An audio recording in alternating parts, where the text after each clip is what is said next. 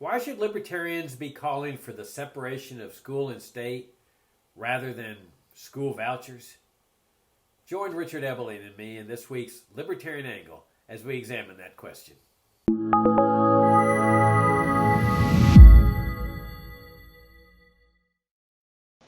Hi, I'm Jacob Hornberger, president of the Future of Freedom Foundation, and this is this week's Libertarian Angle, the show that y'all know brings you the principled, uncompromising case for the libertarian philosophy, for the free society, free markets, limited government. I'm joined, as I am every week most weeks, by my co-host Richard Evelyn, who teaches economics at the Citadel. Richard, good to see you again. Good to be back with you and our viewers and listeners.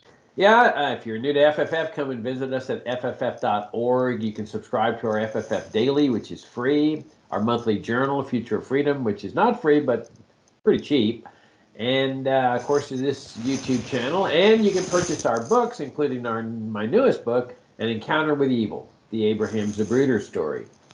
So, Richard, in the early days of FFF, you were serving as FFF's Vice President of Academic Affairs. It was a big honor for us. So you were at the time the Ludwig von Mises Professor of Economics at Hillsdale College before you became president of the Foundation for Economic Education.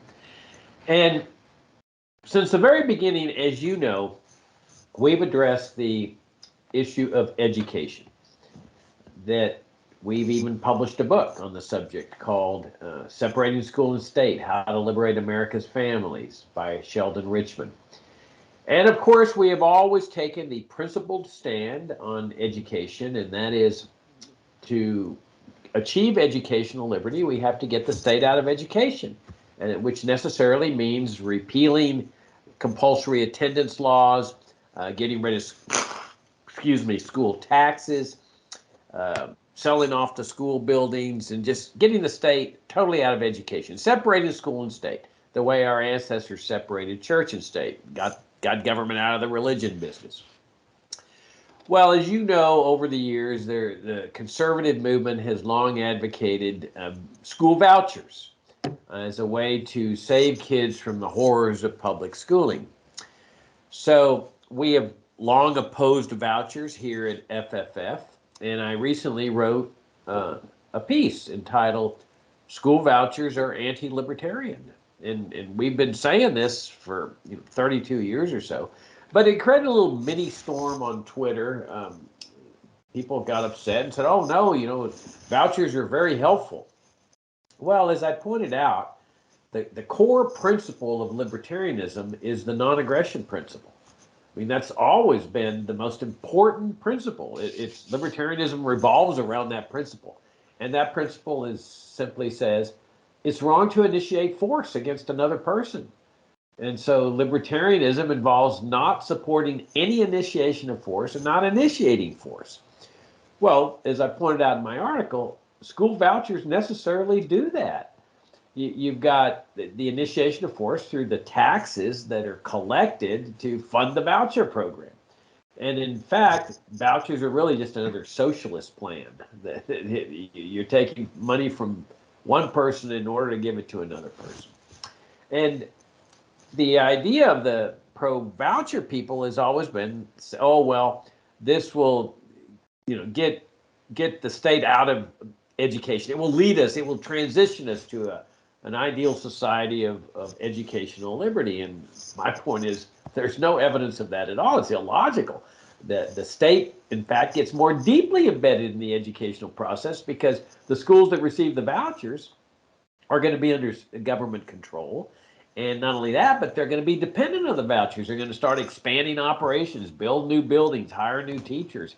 And so they're not about to, a couple of years down the line, say, okay, we're ready to end vouchers. And the best proof of this is what happened in Milwaukee. Vouchers were adopted some 30 years ago, and I guarantee you they're no closer to ending government involvement in education than ever.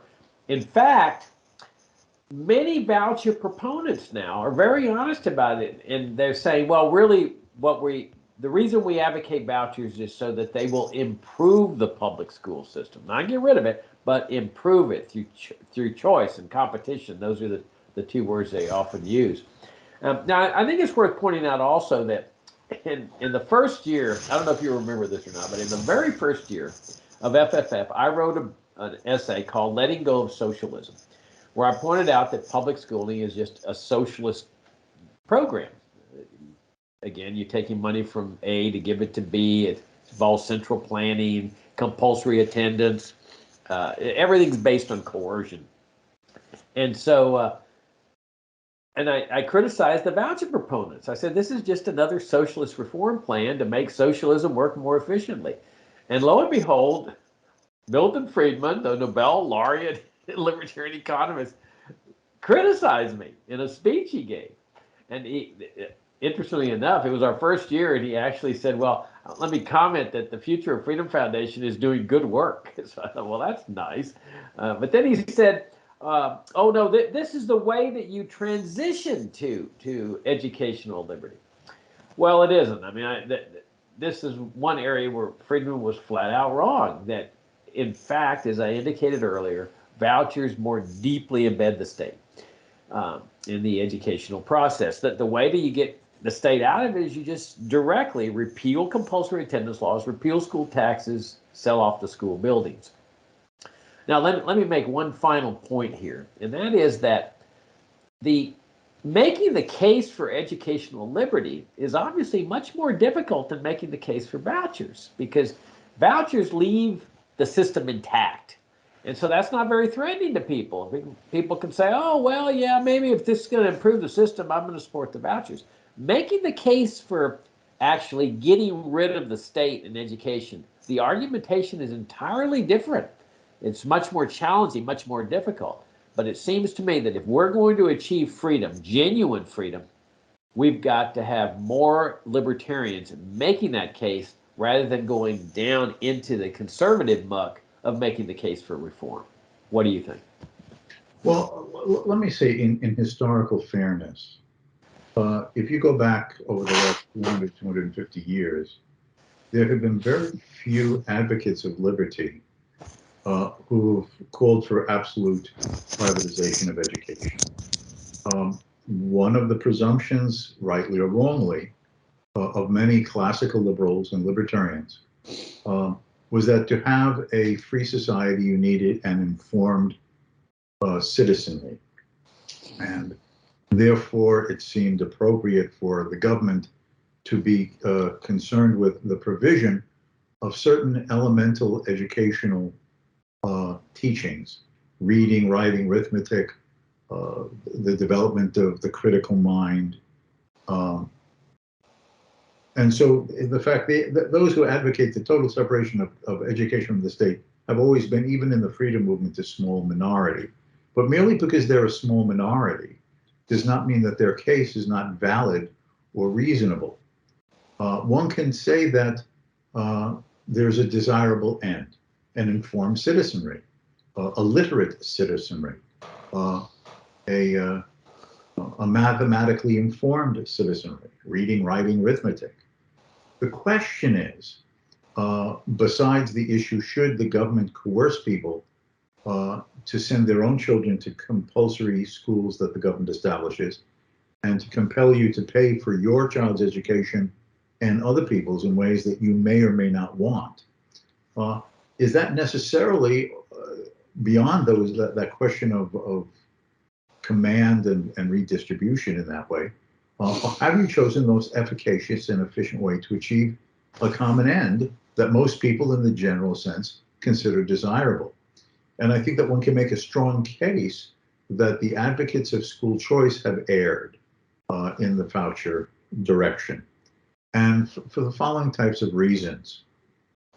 First of all, invariably, since it is still government tax dollars that are being given to the parents in the form of a voucher, it logically has followed, and it is practically, in terms of practice, followed, that government agencies insist, well, since the dollars are flowing to these schools, these voucher receiving institutions must still meet government criteria of curriculum, hiring, teacher educational background, certificates of educational capacity, which means you will have had to go through some mostly government institutions of higher learning and gone through a curriculum of what a teacher of education should be informed about.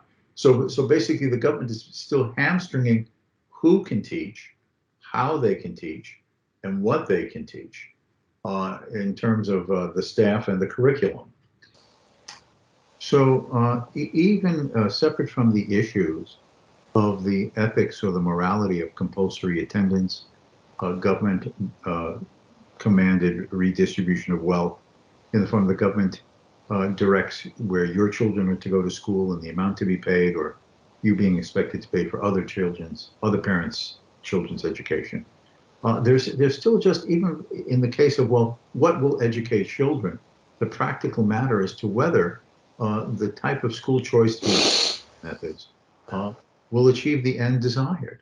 The fact is that as long as the government is redistributing tax dollars to parents in the form of vouchers, invariably at one time or another, and this has arisen many times in practice, levels of government will say, since our tax dollars are going to the school that the parent has chosen, that school is expected to meet the government standards of the curriculum, teacher education qualifications of the teaching staff and faculty, the affirmative action issues.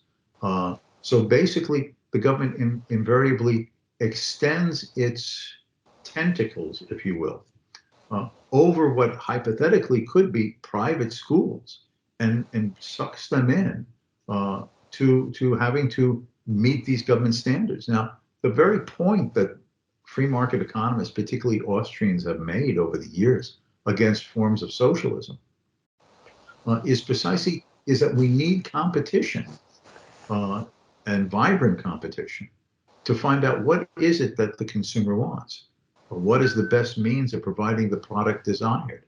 How might the costs be effectively kept down or reduced while not diminishing and perhaps even increasing the quality of the product offered? Certainly the same applies to education. What is it that parents and students want to be offered in the curriculum? What is the best and most efficacious pedagogical methods to get the ideas across and arouse an enthusiasm and interest upon the students? How should the teachers be selected? What educational background should they receive? As opposed to the government mandated education degree curricula that people have to go through in earning at least a bachelor's degree if they're going to be qualified long-term to be able to teach it at a government school or a voucher-funded school. So basically, it still ends up being a form of socialism in which the box is limited as to what can be the methods by which parents can get that education that they desire. So even from the pragmatic point of view, while it seems to offer parents choices, and in a narrow sense, obviously, you're freed from having to send your child per se to the school designated by the school districts in terms of where you live. The fact is that even this type of choice is a choice confined, restricted, and controlled and manipulated by the government in the form of the rules and regulations that follow the dollars that go with your child. So at the end of the day, whether as a matter of principle or as a matter of pragmatic expediency, I just am interested in getting a good education for my child. And in fact, hopefully in an institutional setting in which, given my resources and my interests and my goals, the best education possible for my child, that we would want to totally get government out of this. Government has its own agenda. Teachers' unions have their own agenda.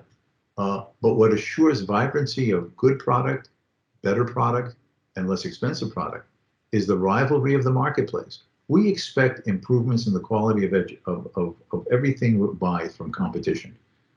Better quality flat screen TVs, better quality smartphones, more wrinkle-free shirts, more comfortable and less heavy eyeglasses. We take this for granted. Why would we not expect this to be the case in education too, if government was removed from it in every imaginable and sundry way? Yes, as I said to begin with, even within the classical liberal and libertarian tradition, historically speaking, there are many who believe that this is one of the minimal functions to create a literate population. But in my opinion, you could agree with the end, but has that been the best means? Would not the best means be the separating of government from education? Get government out of all forms of schooling and allow the market to decide, allow parents to decide this avenue. And at the same time, it would be doing what you're emphasizing, Jacob, is the ethical matter. You would not be asked to support an education and a curriculum for either your child or another person's child that you don't agree with through these vouchers. You would not be required to send your child to a school that did not have the pedagogical methods that would seem to be most likely to arouse interest, enthusiasm, and knowledge conveyance to your child and other children attending the schools that of your real private choice. So at the end of the day, this is the only avenue that we can have. Now, I should mention that a good number of years ago, I wrote an article that appeared on the website of the Future Freedom Foundation, which was a parody in which I tried to show the absurdities of voucher systems by using the analogy, well, what if people were concerned about the moral standards of our society, and particularly the young? And how could we leave this up to the marketplace? So we're first going to have mandatory church attendance to improve the morals of things. But then it's found, oh, you know, it's stodgy, people are fighting, there's the vested interests of the ministers and the other church managers. Oh, let's have a voucher system where you can send your child to the church of your choice. But then what happens is that soon the government is saying, and interest groups who don't like the voucher system because they prefer government mandated education completely and directly. Oh, how do we know it's not a cult? How do we know if it's not the right ethical standard? How do we know if it's not the right, views about God and religion? So now, even with the voucher system, the rules and regulations has to follow where the religion voucher dollars go in terms of the church that you and your child will attend.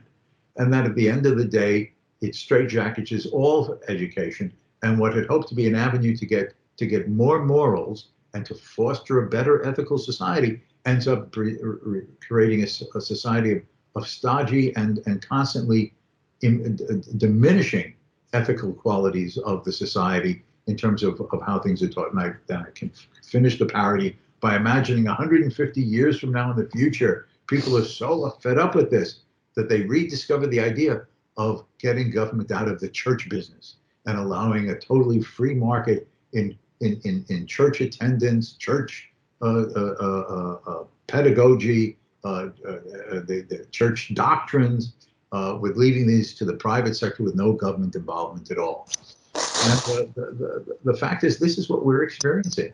And as you were saying, Jacob, separate from the idea that Friedman and others well-intentionedly were hoping for, that by creating forms of competition, that parents could see that if they could choose in some way, that there'd be an improvement, that this will diminish the government's control and pervasiveness in the system.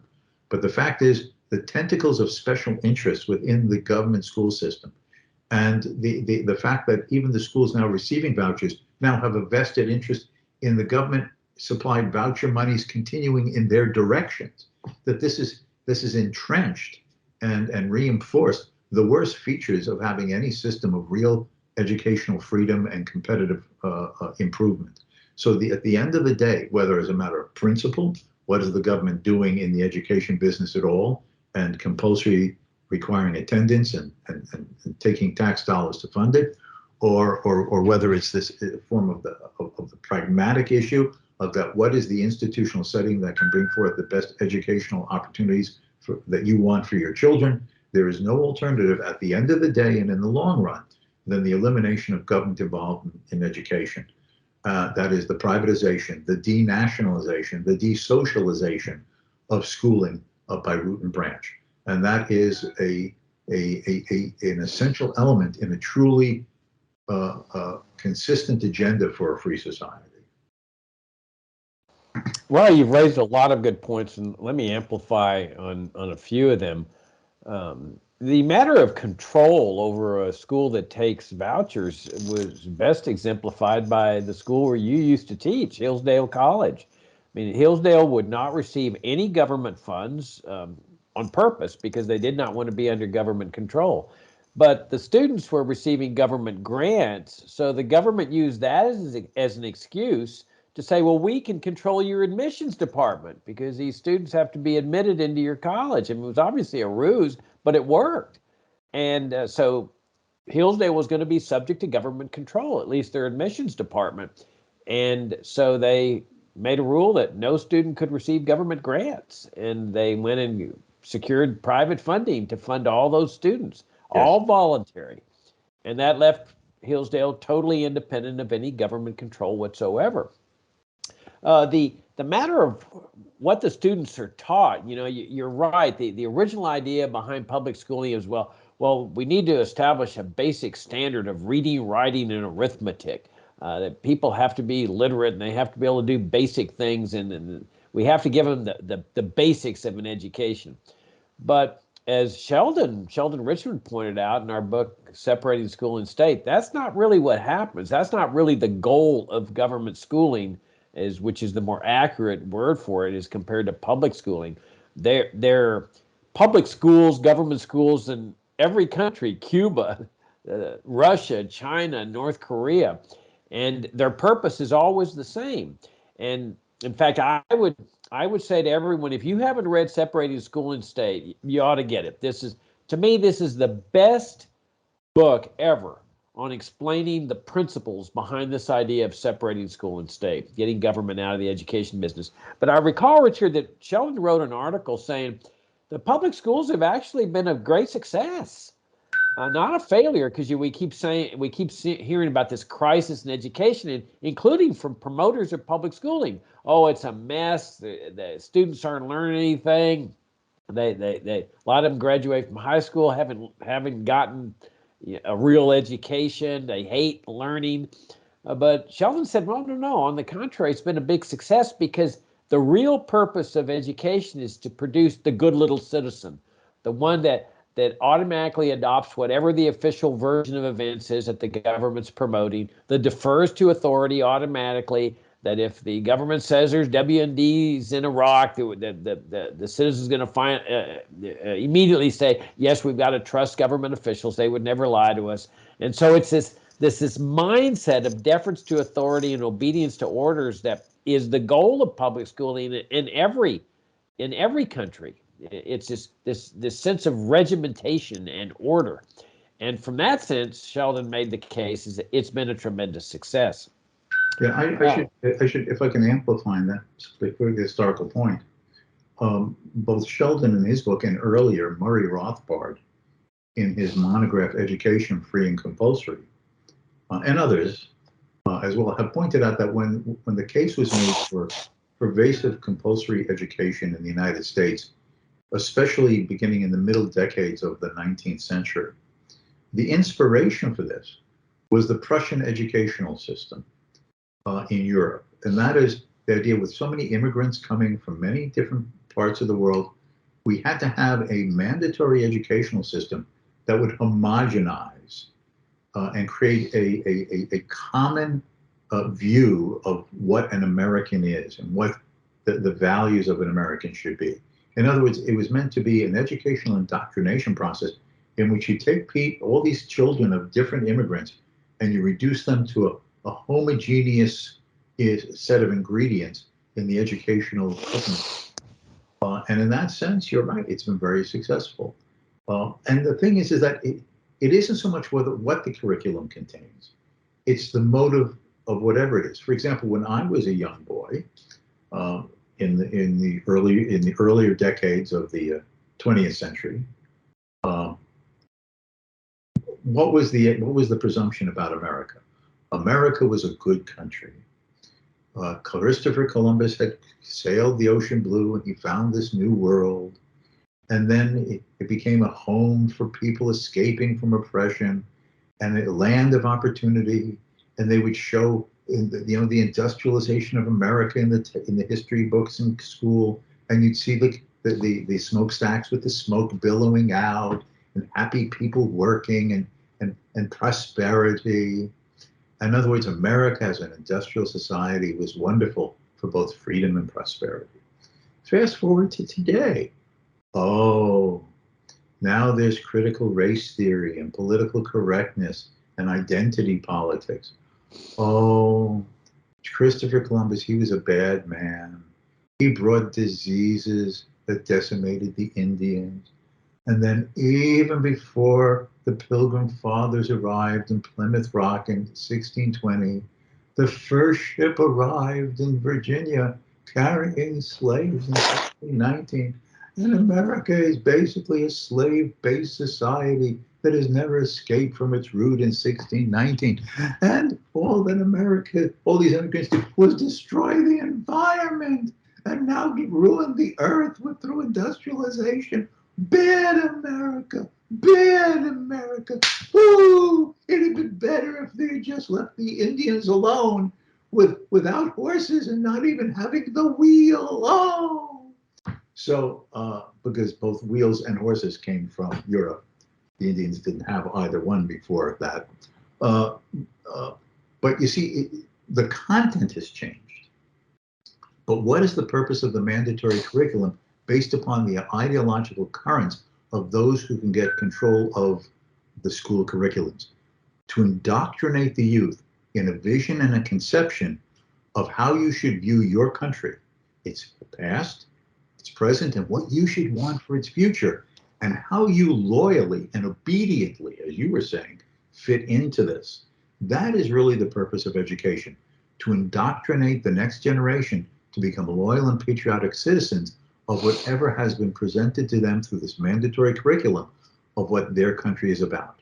That is why when countries go for war with each other, the citizens of each of the respective belligerent countries believe what, as the phrase goes, God is on our side. We're the good guys. Our country, right or wrong, I'm ready to die for my country. In fact, to give one instance of this, I was going through some translated Russian media stuff, and the mother of a Russian soldier who was recently killed in the Russian military invasion of Ukraine was at the gravesite and crying. All I can say is, I'm glad my son could die for his country and that Putin is safe. Now, is that what we would normally want or expect a mother to say as she's putting her son in the ground from having died in a military conflict? At least Putin is safe. So it doesn't matter whether it's Russia, the United States, France, Japan, China, Cuba, as you were saying. Each ruling political institution has its own vision of the indoctrination content to make their respective citizens obedient with a particular view of the world, that their country, right or wrong, its best, tends never to do wrong. If it makes a mistake, it really wasn't important. It's like in Russia today. Oh yeah, I guess Stalin killed a few people, but he industrialized the country and made us great. So, and we do it the same way, okay? We do it the same way, as do the French and the Italians and the British and everybody else. But that is the purpose of mandatory education from that deeper sense. It's ideological indoctrination to make good, obedient, and loyal citizens. Yeah, your word indoctrination is the perfect word. I mean, that's what really goes on, as well as molding the mind. I mean, they've got control over these kids for 12 years. That's a long time to mold the mind with regimentation, order. I mean, I think I look at public schooling as Army light. You know, you get drafted into the military and they're going to, over a period of time, usually several months, your mind is reoriented to you're going to blindly obey orders. You're not going to challenge. You're not going to question. That's what takes place over 12 years.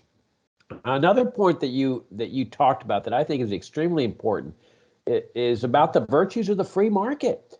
The free market is our heritage as Americans. The free market, we all know, produces the best of everything. Government produces the worst of everything. Look at the post office, first class delivery of mail where they have a monopoly. Compare it to the private sector. But the free market, if you had a free market in education, you would have countless entrepreneurs catering to everybody at every economic level. There would be educational vehicles that probably we haven't even thought of before. We automatically think that you have to go to school, but I think the internet has shown that there's alternatives to this. There's alternatives to homeschooling. There's tutors. Families could get together and hire tutors. There's all kinds of ideas that the free market brings into existence that do not exist in a socialist system like the one we have. In the free market, there's competition. The parents are involved. They're ferreting out which entrepreneur do I want to use. People can choose a Catholic school or a Jewish school or a Muslim school. They can choose no school at all. They can hire tutors. They can go to a music tutor if their kid's interested in music. It's that we need to restore this faith in freedom, Richard, and free markets that has been lost in this country. And the best evidence that's been lost is in the area of education. The fact that, I think 99% of parents are concerned about the education of their children. For them to default to having the state take control of this, to me, is phenomenal. Because it's totally opposite to being concerned about the welfare of your kids. They're doing damage to the mindsets of the kids, to the minds.